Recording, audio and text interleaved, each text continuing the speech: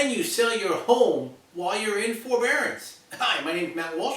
I'm an investor with Academy Home Buyers, and I'm also a licensed real estate agent with EXP in Virginia Beach. And we're going to talk about this right now.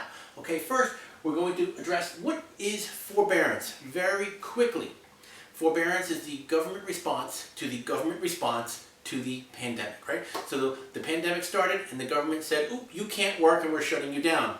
I'll leave comments for another day on that aspect, okay?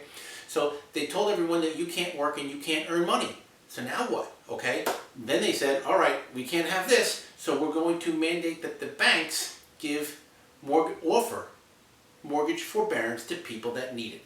So you could call your bank and say, hey, I'm having problems because of COVID-19, I cannot pay my mortgage, and they would offer you up to 12 months of forbearance with the option to get another 6 months for 18 months of total forbearance. Forbearance of the principal and interest portion of your mortgage payment.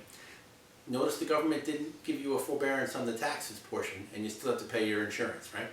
But the principal and interest could be moved to a later date. If you've been following me at all, you see my videos or my monthly market reports, you see that at one point we had almost 5 million people in forbearance. We're now down to under 1 million people. But now the people that are left, the homeowners, the under 1 million people that are in forbearance now, these are the ones that are likely having the most trouble and are watching this video going, I don't know what to do, I don't want to sell my home, but I don't bring home enough money to cover the mortgage.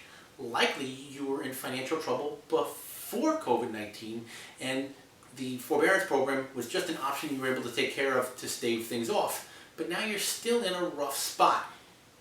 And you don't want to sell your home, but you recognize that selling your home and starting over is way better than going into foreclosure and ruining your credit for nearly a decade.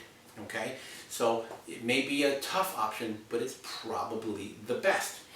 Okay, the main thing you have to do is figure out how much you owe. This is the key. When you look at your mortgage statement, it's going to show you your traditional payment and what you should owe. The key is should. The forbearance amount of money is not going to be on that statement. You have to call your bank and they have to figure out, because they may not even really know, because this forbearance thing is new. All right, it's just for this plan, this COVID thing. So they don't necessarily have a system in place to turn around and just say, oh, you owe X number of dollars. They may say, all right, we'll get back to you in a day, when they figure out how much you actually owe. Once you find out your actual payment amount, your payoff amount, then we can determine the best mode of selling. Should you sell with a real estate agent and get the most money possible? Should you sell with an investor and get the most money possible in the shortest amount of time because your forbearance is ending and you're about to go into foreclosure?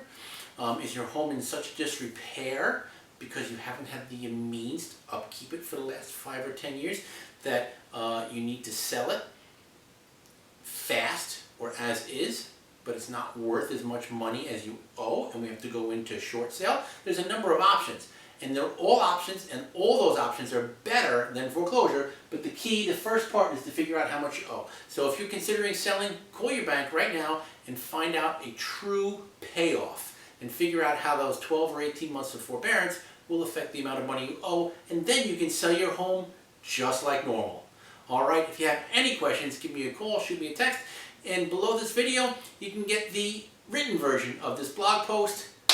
Until next time, have a great day.